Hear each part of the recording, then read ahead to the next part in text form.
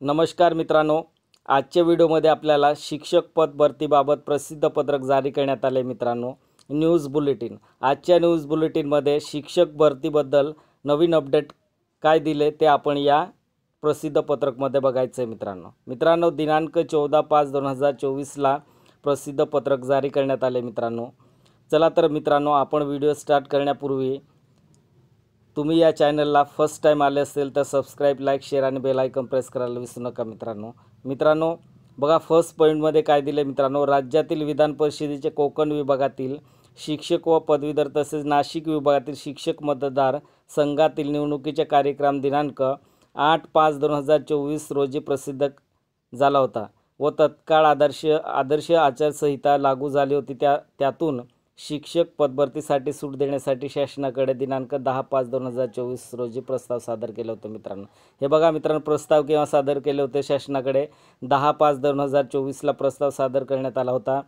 तर सेकंड पॉईंटमध्ये काय दिले मित्रांनो, दरम्यान सदर निवडणुकीचे कार्यक्रम पुढे ढकलण्यात आला आहे असे भारत निर्वाचन आयोगाकडून दिनांक 14/5/2024 रोजी प्रेस नोटमध्ये नमूद करण्यात आले मित्रांनो।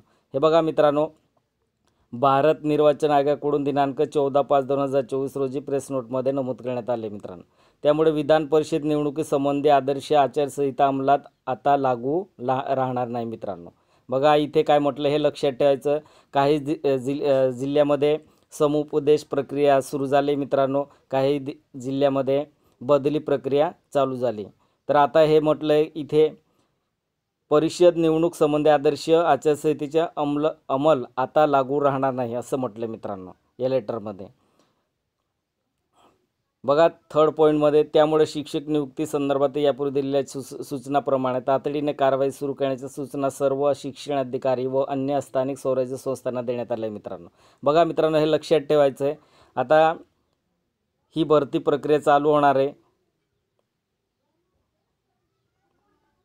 या संदर्भात सर्व शिक्षण अधिकारी यांना स्प्रेडशीटद्वारे गूगल शीट माहिती संकलित करण्याच्या सूचना देण्यात आल्या असून या आढावा 1 आठवड्यात आयुक्त स्तरावर घेतला जाणार आहे मित्रांनो। बघा, आता ज्या संस्थेमध्ये भरती झाली नाही तर आपल्याला विथ इंटरव्ह्यू आणि विदाऊट इंटरव्ह्यूचं लिस्ट प्रक्रिया चालू होती मित्रांनो।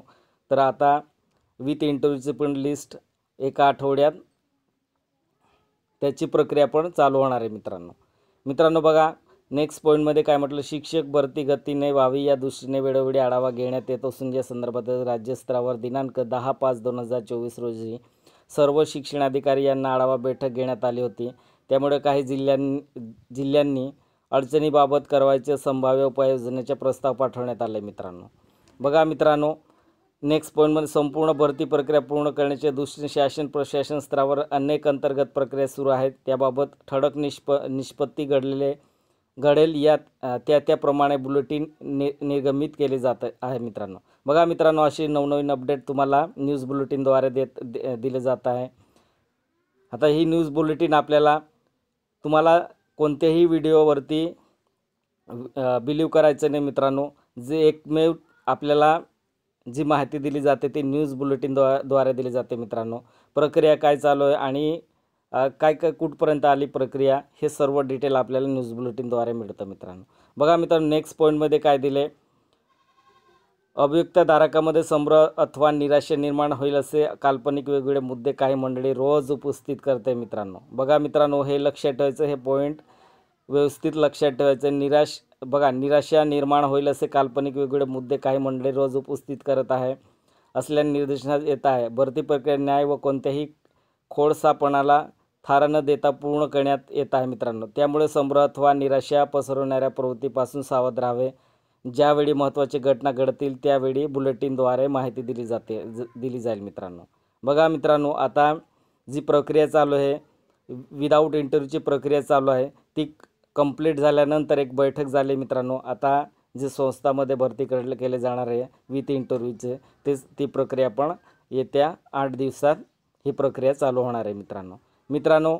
अशीच नवनवीन अपडेट पाहण्यासाठी सबस्क्राईब करायला विसरू नका मित्रांनो आणि त्याच्यासोबत बेल आयकॉन प्रेस करायला विसरू नका। जय हिंद, जय महाराष्ट्र।